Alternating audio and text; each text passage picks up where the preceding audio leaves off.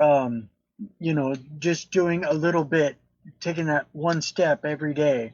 And that's what I do, making my positivity post about positivity and gratitude every morning. And, then I get out and go for my run every day. You know, almost coming up on, well, 906 days anyway. Wow. Um, yeah, it's like just moving forward every day, taking one step and, building on that. It's like I read my book and, my book still hasn't really sold very many. I mean, compared to $1 million, but anyway, it's like, um, uh, but it's like every day making that little step. I just got done running some Facebook ads and, little social media and, just taking that next step and keep making my podcast, doing it consistently on a weekly basis now, you know, and it's just taking that, continue making steps every day. Yeah, and that's all we can do, right? Like I realized it was funny. I look back at all my life's journey, and at the age of 19, I was introduced to self development. Somebody handed me a book called "Who Moved My Cheese," and it's a book about the understanding that change is always going to happen around us, but that doesn't matter. What matters is how we react to that change. And that's kind of been my life's purpose, is to let people know, like, it doesn't matter where you come from, it doesn't matter where you are today.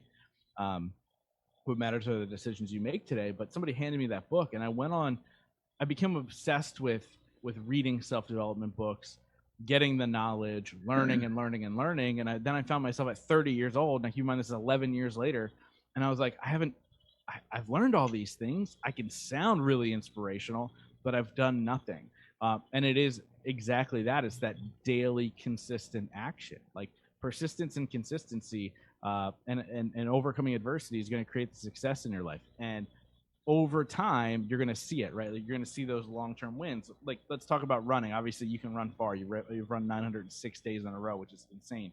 Um, but you look at that and you go, think about where you were when you started, and think about where you are now, right? Like, I'm sure you can run much further, much easier, much faster. You don't lose your breath as easily.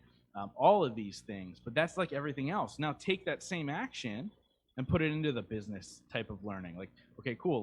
What's the one thing I can do in my business? Now, what's the one thing I can do in my relationships? Now, is what's the one thing I can do on the spiritual side of things, so I can connect to a deeper self? All of these things become your actions, right? And so, like, one of the questions I ask in my podcast of all of my guests is, what's your definition of success, and what are 3 things you do every single day to ensure that success? And that's where I learned the high achievers have routines, not necessarily at the same time. I'm not talking about waking up at 4 in the morning and checking off check marks. I'm talking about, what are the things you do every day to serve yourself so you can serve the world. And what I ended up implementing into my life, there's actually 4 things I do every single day. One of the first things I do every day is I walk 3 miles with my girlfriend. So 3 miles to connect with her, to feel good, to move my body, to get it moving in the morning. That's one thing. Number two, I read or listen to a podcast to learn something new every single day. I make sure that something new comes into my brain every single day. Number three, a visualization practice that I've put into play, where I visualize where I'm going in my life. So I have a direction and understanding of who I want to be. And number four, I reach out to somebody in my life every single day to check on them, to make sure they're okay, to make sure they're headed in the right direction, to see how I can help and support in some way, shape, or form. Now, the fourth one, a lot of people go, Justin, that's not serving yourself, that's helping somebody else. I go, but that fills my cup emotionally. When I help somebody else, I feel good. And that's why I reach out and check on them, and see how they're doing. So those are the 4 things I've instilled, and doing all of those things serve my business. And so I realized that when I focus on those 4 things daily, money begins to chase me. Financial success begins to chase me. I don't chase money anymore. It just happens. And I know that sounds really cliche, but it's very real. And it's because I focused on the small incremental wins, doing those 4 things daily, serving others, understanding my business model, of course, but at the same time, like, just staying true to who I am daily has led to the success that I have now. Right on. That's awesome. It all just culminates together. Um, yeah, it's like, it's that seems like a total paradox, You focus on these things that seem totally unrelated, and it's like yet it still just brings the business to you. Mm-hmm. Um, it's just like what I've found for myself in relation to service is, you know, once I once I I looked within myself, noticed what I had to change, started working on myself, after, like, I was just like you, focused, or got totally just dove into reading self-development books, listening to speakers, reading their stuff, listening to podcasts, and um, it's like, but I didn't put it into practice. Mm. And so it's like, okay, what good does that all do? But but once I did start putting it into practice and sharing what I had learned, and sharing the benefits that it had in my life, then I was able to maybe help and at least help inspire and motivate some people. Sure. And you know, I found that's where it's at for me, is, just sharing how it's helped my life, and trying to help others. And yeah, it's just like it just all comes together like that. Yeah, and I think I had a coaching call this morning with some clients, and we talked about this. We talked about the importance of your story, and how does it imprint into the lives that you're trying to affect. Because here's the reality: your perfect client, or the perfect person you should be working with in a coaching sense, is you 5 years ago, and you're just giving the blueprint of the things that you've done over the last 5 years to create the life that you have now. And so, what's going to get that person from 5 years ago is your story. And I haven't really shared my story on this episode yet, but I'll give you kind of an insight. I jokingly say that if there was a senior superlative in high school for least likely to succeed, it would have been me.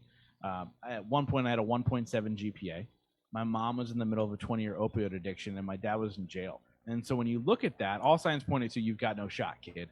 Like, there's no hope. And actually, the statistics say the same thing. They say if your parent's an addict, you have a 50% chance of being an addict.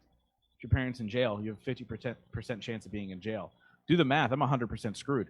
Like, that's just the reality of what happened in my life when you look at that, right? And so when when I kind of then looked into my life, it then became that necessary journey of me learning for 11 years. In 19, the self-development, hence why it struck so hard with me, because like I didn't really know what I wanted in my life at that age, but I did know what I didn't want. And so finding something else that gave me a direction was super important. And I always knew that I wanted to make an impact. I knew I wanted to be an entrepreneur. I had 3 failed businesses along the way while I was working corporate jobs. And then I started the podcast. And the ultimate goal, the beginning goal for the podcast was I wanted to interview entrepreneurs and ask them business questions so I could learn from the best. So that way, when I start my 4th business, it wouldn't have failed. That was the first goal. I was like, I don't want to fail a 4th time, so let me learn. And 5 months before I launched the podcast, I got that phone call nobody wants to hear. It was my sister, and she said, the doctor says you need to come. And I drove down to South Jersey, and my mom was intubated in a hospital bed, and that was the day she lost her 20-year battle to opioids. And it was in that moment that it changed my perspective about life. It went from wanting the $1 million, wanting the recognition from others of my quote-unquote success, no matter where I came from, to, whoa, life is really short. Let me understand how to enjoy the journey, even when I'm in my rock bottom moment. And so my podcast became these conversations with incredible people like Ed Milet and Nick Santonastasso and Trent Shelton and all these incredible people that have been on my show, Dean Graziosi. Not only their journey, but also about that rock bottom moment. And how did you create the life that you have now from that rock bottom moment? Because what people think is their rock bottom moment, they think is their end. But their rock bottom moment's the beginning. The rock bottom moment's the beginning of the story. That's where we begin. And then we work our way up. So I always say to people when they feel like they hit their rock bottom, congratulations, your story has now begun. And you start to formulate your life from there, because look, my mom didn't die from opioids. She died because she didn't love herself, and she thought her rock bottom moment was her end. And so if I can inspire 1 or 2 people to understand that this is just the beginning, then I win every single day. And that's really what the process has become about, and the Growth Now movement, and the story of my life and everything that I do now. And I get to speak all over this beautiful country before COVID, about my story and about the things that I've been able to build in my life, and have gotten to connect with some of the most incredible people on the planet, just because I was true to myself and I honored my story versus running from it. So knowing your story is very, very important, and that's what helps people connect to you, right? As people are listening to this, they're probably like, "Who's this Justin guy?" And then they just heard my story and they went, "Wow, this Justin guy is pretty impressive." And I'm not saying that's to my own horn. That's really what happens in people's brains. The story is what connects people to what you're trying to do. And yeah, man, I think it's important for you to continue to share that story, not just write the book, but continue to share it through social media and the podcast and everything else in between. Yeah. Wow. Thank you very much for sharing your story. I uh, I remember watching. There was a video a couple months ago or 3 months ago or something. There was a video on your. I forget whether it was on YouTube or on your IG Live or IGTV, but anyway, there was a video you were being interviewed on a guy's podcast, and you were telling your story there, and yeah, that really hit me hard because yeah, it's like, I've been clean and sober 29, coming up on 29 years now, and it's Awesome. like, Congrats. thank you very much. It's like my story started when I hit rock bottom when I was 16 and a half, and it's just been uphill or gradual uphill from there, For sure. and it just keeps getting better every day. But it's like sharing your, like you're sharing your story there, sharing my story, sharing my rock bottom. Maybe that'll help other people, and hopefully anyway. Yeah. uh and maybe they won't have to hit a rock bottom, or maybe they can just see that there is a way up from their rock bottom. And that's the biggest, or a very, very big part of the journey is connecting with other people. And that's what I wanted to do with writing my book. And now I'm finding on, with social media I can reach a lot more people, and or potentially, and it's like, you know uh But, yeah. but here's the thing. Let me share this with you too.